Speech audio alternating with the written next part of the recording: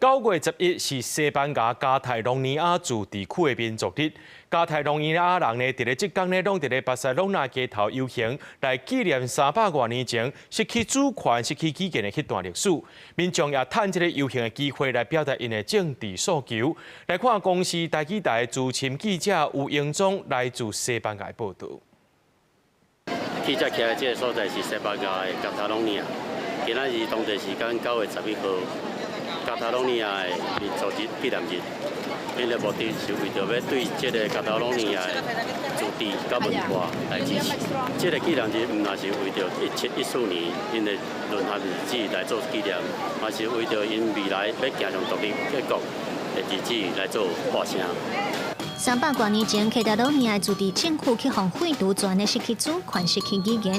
到近代西班牙民主转型了后，才恢复自治区和议会。今年的诉求集中在语言保护、自治权扩大，也希望得到中央政府进一步的政治承认。在游行当中，常听到自由独立的口号，嘛反映加泰罗尼亚的诉求。Para mim, para o significado do meu país, da minha terra, é algo que estimo. Faria tot per Catalunya i s'ha de vindre a la manifestació. Si ets català i no vens a la manifestació, no ets català. Ets algú, però català no.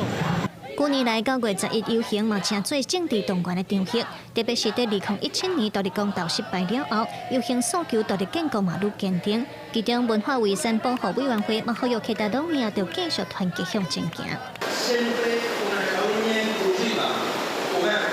socialmente cohesionada, integradora del país que tenim, amb independència dels orígens de cadascú per avançar en la construcció del país que volem.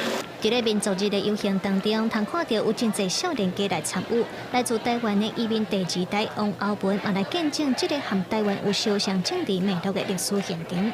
因为我的朋友有来，我想要甲因来帮忙啊！